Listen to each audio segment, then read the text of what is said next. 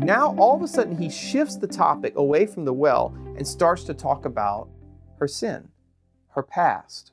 And he says, Jesus said to her, verse 16, let's look what happens now. Jesus said to her, "Go, call your husband and come here." The woman answered him, "I have no husband." Jesus said to her, "You are right in saying, 'I have no husband,' for you have had 5 husbands, and he whom you now have is not your husband. This you said truly."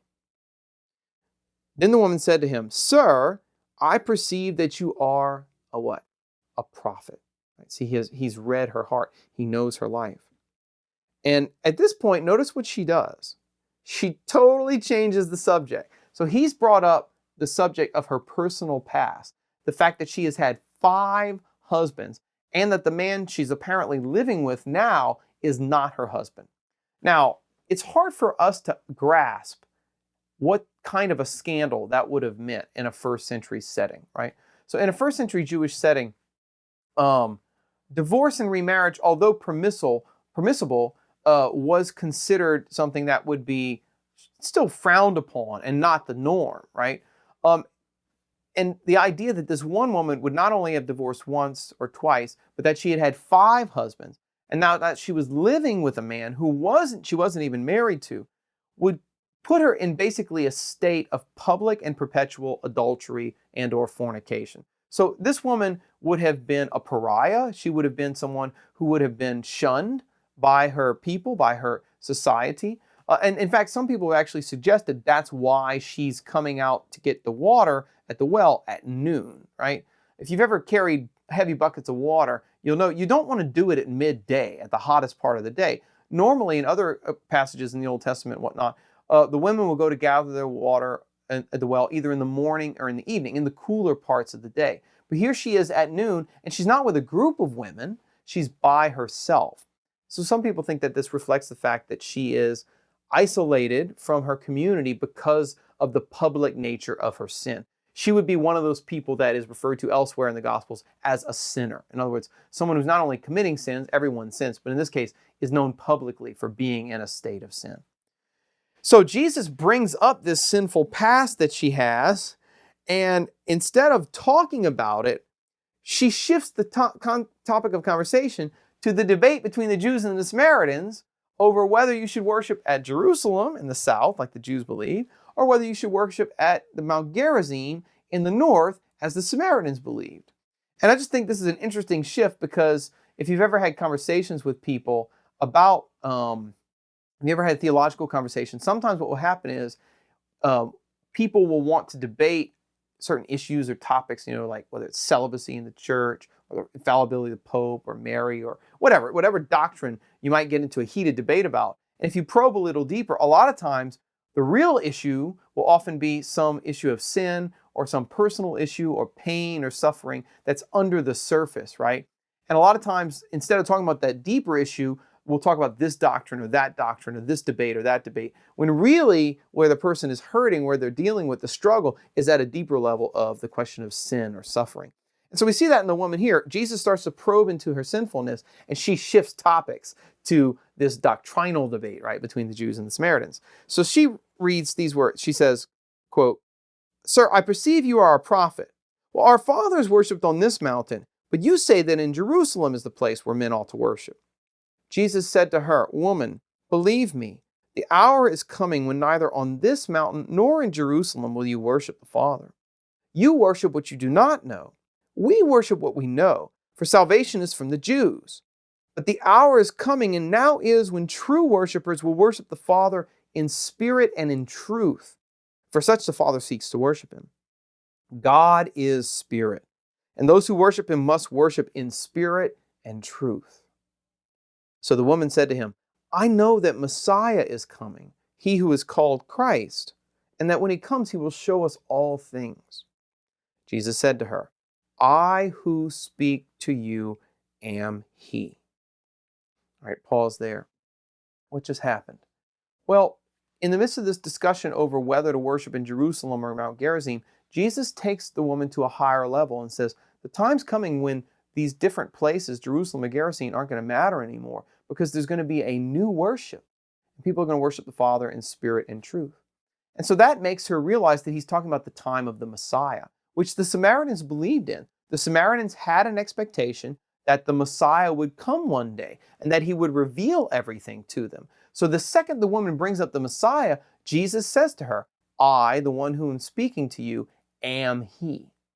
Although literally in the Greek, it actually says, he who is speaking to you, I am, which is the divine name from the Old Testament. So Jesus is in a sense revealing to her, not just that he's the Messiah, but that he's the I am, that he's the Lord, that he's God come in person.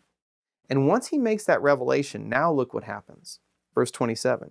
Just then his disciples came, and they marveled that he was talking to a woman. But none of them said, what do you wish? Or why were you talking with her? Right, pause there. This is a weird passage. Why would the disciples be so alarmed that Jesus is talking to a woman when we see him talking to women all the time in the Gospels? Jesus has women followers in various places. He talks to women on multiple occasions in the Gospel, whether it be Mary and Martha in one context, whether it be the female followers of his, or other occasions in the Gospels in the New Testament. So why does this one provoke the questioning of the disciples? Well, John doesn't tell us here, but I would actually suggest to you that part of it might be not just that he's talking to a woman, but it's that he's talking to a woman alone by a well. Because in ancient Judaism, that would be the place of a betrothal. Like I said in the Old Testament, a man plus a woman and a well equals a wedding. So if you wanted to meet a young woman who was, of marriageable age, right? Someone who a potential spouse. You didn't go down to the bar and offer to buy her a drink. You could go to the well and meet the women at the well. This is what Moses does in the book of Exodus. He meets his future wife at a well. So when the disciples see Jesus alone with the woman at the well, in other words, they get it that it looks like a man courting a future spouse. But of course, Jesus is celibate. And so the question is, why is he doing this? Why is he talking to a woman? I'll come back to that before we end, but just notice their response. But let's keep going. So what happens in verse 28 is, so the woman left her water jar, went away into the city, and said to the people, come, see a man who told me all that I ever did. Can this be the Christ? They went out to the city and were coming to him. Meanwhile, the disciples besought him, saying, Rabbi, eat. But he said to them, I have a food to eat of which you do not know. So the disciples said to one another, has anyone brought him food? And you notice this, the disciples can't ever catch any fish, and they never have any food. And whenever he talks about food, they always misunderstand what he's getting at here. So they think that he's saying that someone slipped them a sandwich and that they weren't paying attention, right? But look how he responds. Jesus said to them, my food is to do the will of him who sent me and to accomplish his work. Do you not say there are yet 4 months and then comes the harvest? I tell you, lift up your eyes and see how the fields are already white for the harvest. He who reaps receives wages and gathers fruit for eternal life, so that the sower and reaper may rejoice together. For here the saying holds true, one sows and another reaps. I sent you to reap for that which you did not labor. Others have labored, and you have entered into their labor. Now, this might seem like it's kind of an aside, but it's actually not. In context, think about what has just happened. Jesus offered the woman living water. She thought he was talking about natural water, spring water. Now he talks to the disciples about food. They think he's talking about natural food. But what is he actually talking about? Food that endures for eternal life. In other words, he's talking about the food, the grain of the harvest of souls. That's why he says to them, look up. The fields are white, like the fields of wheat, right? Ready to be reaped. What do you make with wheat? You make bread with it, right? So this food that endures for eternal life, it's like a Eucharistic image. We'll come back to that. I mean, he'll get to that in the next chapters in the bread of life discourse. But so it's like water for eternal life, food for eternal life, and the food here is gathering the harvest of souls that God has made ready to be reaped.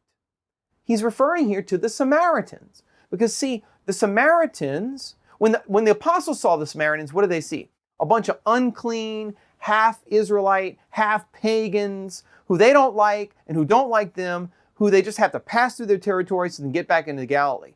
But when Jesus looks at the town of the Samaritans, what does he see? He sees a field of souls, ripe and white and ready for the harvest.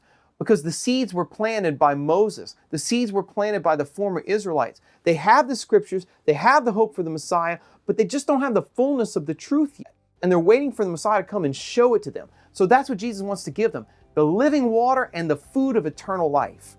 And so what happens now is in verse 39 and following, the Samaritans convert and the harvest begins to get reaped.